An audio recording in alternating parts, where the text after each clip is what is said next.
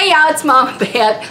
I am dosed up. I've had every kind of cold medicine and sinus medicine and you name it, ibuprofen, Benadryl, NyQuil, Dayquil. I'd like to thank the makers of every cold and sinus flu medication because honestly, I think I would have died through the past week if it hadn't been for them. If you've been following along on my Twitter, you know that I got a new insulin pump, but I got sick, so my sugar's been doing this, and it's been fun. It's been like a roller coaster ride from hell. Anyway, I'm feeling a little bit better, and I thought I better get my butt on here and make a video before y'all think I'm dead or something. But I have been, of course, laying on the couch or laying in the bed, and I've been watching videos. You know, in between answering emails and rescheduling everybody, I've gotten a chance to watch a little more YouTube and watch what's going on. And you know, I'm up on the Peter Ma and John cooking thing. But I want to talk about the co-conspirators, shall we say. Somebody called them the demonic three or something like that because it's John Cooking, Karina Kaboom, and Rich Lux. And they have been in a long friendship. They've been friends for a long time. Some of the things that they have done have been really, really shady over the last year. We know that Rich and John and Karina were friends with Dustin Daly, and Rich tried to get Dustin to make a video making the same accusations against Peter Ma as John did just a week and a half ago, I think now. So we know that the demonic three have been working together, but it's interesting now. One of the first people that John Cooking accused of pedophilia and child grooming and all these horrible things was Sanders Kennedy. Well, Karina Kaboom made a video calling Sanders, you know, she called him a piece of shit and a little bitch and all this stuff. I mean, she went hardcore for him. She said that she knew where he lived. And I'm not going to use the clips. I have them. I've got all the videos. Unlike anybody else, I save videos. But she said she knew where he lived. Nobody went there without a gun and a spile. She said that she was going to basically rape him and impregnate him. And it was crazy. And she talked like she was in the street with nobody listening. And honestly, if you talk like that in person, like she did on the video, she was so dominant and overbearing and so hateful. Where I'm from, if you talk like that, you better be able to back it up physically, you know, because if someone, I mean, and I'm a woman and I'm educated and I was raised well, but if somebody had talked to me like that, I'd have popped her in the mouth, probably without thinking first. And that's what most people do. But you know, people get online and they get all brave.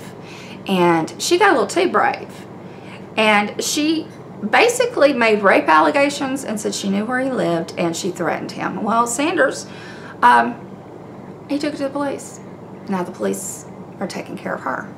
Okay, we'll see where that ends up. Rich, however, has taken the other route. Now, Rich was right in the middle. Whatever Karina said, he would repeat. If you remember about a year ago, Karina would make a video and then Rich would make the same video. They might have had a little different wording, but they used the same information. And I didn't even pay attention to John Cooking at the time. I didn't really know him when all this was going on at the beginning. But I was like, it's like a male and female, you know, it's Mutt and Jeff going on. And if you don't understand that, that means what one says the other one repeats. And they look different, but they act the same. So now Rich is trying to say that, you know, he didn't do anything and he wasn't involved in anything. Well, we know that's not true. We know that he's worked behind the scenes and it's come out. You know, truth always comes out. I say that all the time. But Rich is now making videos. Well, let's see. He had the clown face video where he's in full makeup. So he was ready for this video. He's in his full character with his crown and his white makeup. And he's got cotton swabs. He's got Q-tips. So when he needs a fake tear, he can dab it, dab, dab, dab. People are giving me death threats. I didn't see a single damn death threat. Did you? Can somebody show me a receipt of a death threat that Rich Lux has gotten? Oh, he's gotten some people telling him he needs to straighten his shit up and clean his friends out, you know, and unattach himself and denounce what John has done and now what Karina has done. But I haven't seen any death threats. And then the last video was even more ridiculous. His heart was broken because he was called poor. Oh my God, somebody called him poor, and he went out and he bought a nice car and he got a nice new apartment, but they called him poor, and it triggered him. It got his anxiety going, and now he's lonely because he doesn't know anybody in his building with a doorman and a sometime valet. Okay, let's just back up this bullshit train. All right, first of all, I'm not rich, but if somebody called me poor, I'd say, yeah, I'm poor as hell. You know, I'd laugh about it. You know, and I'm not wealthy, I'm not poor, but what somebody else thinks about my bank account, I don't give two craps about. Okay, I live in West Virginia. All right, we have billionaires here that you would never know. Okay, Chris Klein, if you don't know who he is, you can look him up. He lives up the road. He's in jeans and, you know, t-shirts and, you know, just regular button downs. You could not tell the difference between him and anybody else because people with real money don't go around with Birkins every day and in, you know, dressed like a housewife on Bravo. They don't do that. You know, when they go out to dinner, they dress casually. The best restaurant here, they have drinks. They have I think it's Louis the 14th or whatever. I don't drink it, but it's a bourbon and it's like $2,000 a bottle. Okay, and these people regularly order it, or they wouldn't carry it, and they're in jeans and loafers, and you know, they're not dressed up. They're certainly not wearing crowns and with a Birkin, real or fake or whatever, behind them while they're filming. You see where I am. I'm in my kitchen. I don't need to show you my whole house. And if somebody accuses you of being something you're not, what does it matter? If somebody said, oh, Rich, you're poor, why is he so upset by that? Why does he feel like he needs to do that? You know, that's a problem. You know, I know what I do for a living. I know what my education is. I know what my license is. I have people who come on my videos and go, you can't possibly be a mental health professional. You don't have an education and you don't have a license and you don't do this because if you did, you wouldn't be on YouTube. Okay, whatever. Whatever they think, that's fine. Go on. Carry your happy ass off my channel. Go do something. You know, I made a joke yesterday. I said, I'm going to tell everybody I flip burgers at the local Greasy Spoon because they'll believe that.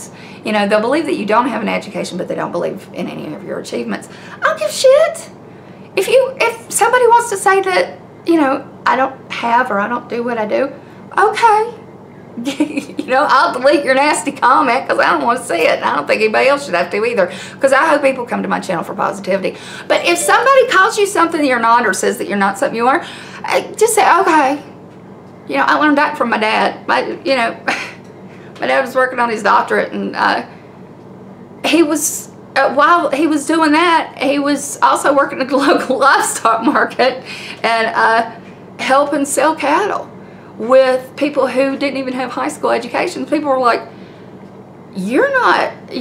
surely you wouldn't be working here, you know, for the, he loved it. He loves working with cattle. We say my dad has cow shit in his veins.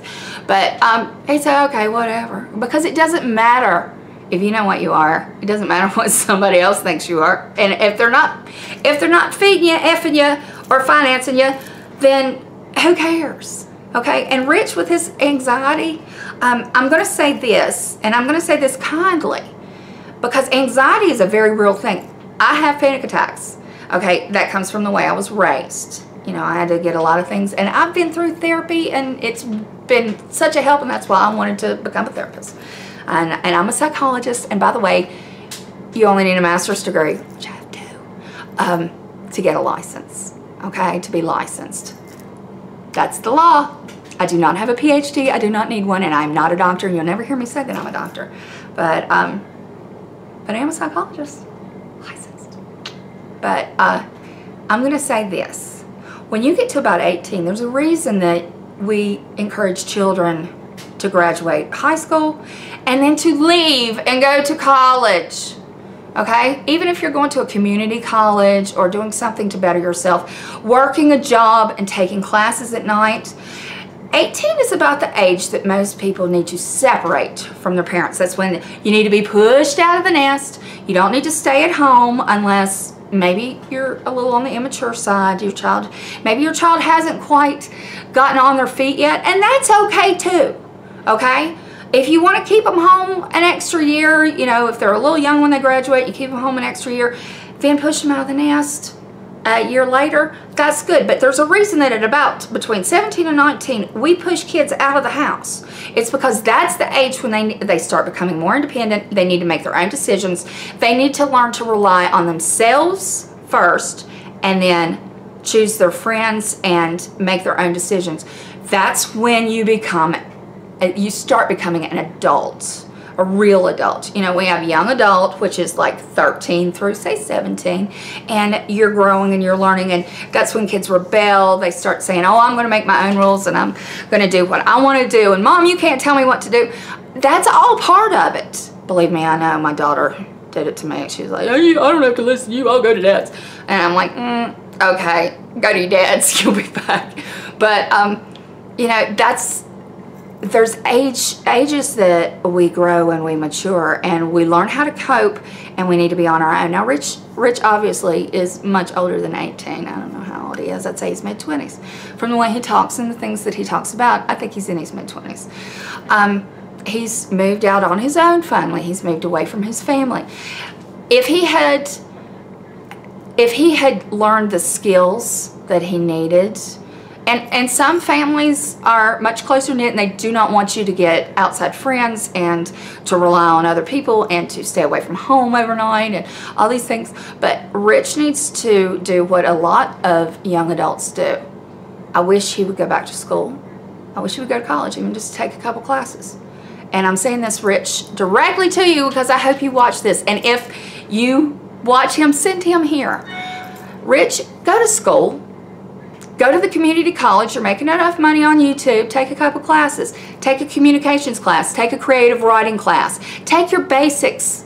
You know, if you didn't do well in math or English or whatever, they'll have remedial courses that you can take that are kind of go your own pace. But you need that not only to expand your mind, but to expand your horizon. When you sit alone in an apartment all day long making videos and editing them and putting them up, and the only contact you have is with people online who do oftentimes want to suck your subs into their channels, or they want to tell you how to run your channel, and that's all you're focused on. It's like a fishbowl, okay? Some people call it an echo chamber. I call it a fishbowl. You are in a fishbowl and all you can see is just that little bit around you. You don't realize there's an entire world out there. So Rich, I hope you listen to this. And if you are experiencing anxiety and you are lonely, like you say, you're lonely and you're wanting to go back to your family. Okay, that's great. Call your mama. My daughter and I spend time on the phone every day. We're texting and we're talking, but she has friends that she also communicates with, and she's got her degree and she's got her job, you know, and she interacts with other people, and you know, and then she has a photography business, so she's in a bigger world. Your world has shrunk and shrunk and shrunk until it's just in that apartment. Rich, I hope you go to school. I hope you go to the community college, take a couple classes, meet people in class who don't know shit about YouTube. Don't tell them you're Rich Lux and you have so many subs on YouTube, and tell them to watch your videos and stuff. No, you need to keep them separate from your social media. You know, my friends, they know I got a YouTube channel. They don't give a shit. They're like, I watch them every now and then. They're cute, but I already know how you feel about stuff because we talk all the time. Make some real friends, Rich, in the real world. And anyone else who is going through this kind of anxiety and they have become agoraphobic, which is when you don't want to leave your house. You're afraid to leave your house. If you have social anxiety, if you get really stressed when you have to be in a crowd of people, start slow. You know, take a class. It's either at the community college or a class on knitting. I made a joke that somebody need to learn to knit, and it went into a whole knitting thing, turned out a bunch of us knit. But find an outside source of, you know, socialization. If it's a book club, if it's a group counseling, if you know that they're doing tap dancing at the high school one night a week and you're interested in that, do it. But get out of your house, get away from your social media, turn your shit off, and talk to some real people, okay? People aren't as scary as you think they are. And in real life, people aren't so easy to be hateful or cruel or to distance themselves for you. People in real life, in a face-to-face situation, are a lot kinder than people online. And you need to remember that. And as always, I leave you with this. If you feel like you're tangled up and you can't move, start cutting the ropes. All right? Get out. Get out of the tangle. Get out of your house. Get away from the social media, the things that are stressing you out, the things that you can't stop thinking about, the things that wake you up at night. Turn them off. Turn it off. Go do something in the real world. Get a job at McDonald's part-time, even if you don't need the money. You know, if that's, you know, if it's just to get you to talk to people, I mean, do it. But get out. Stop making your world a fishbowl, okay? All right, now, I love you. You love you. I'm going to go work on some other stuff. I think I'm going to make a cake and some soap. But anyway, you have a wonderful day, and Happy New Year. Bye.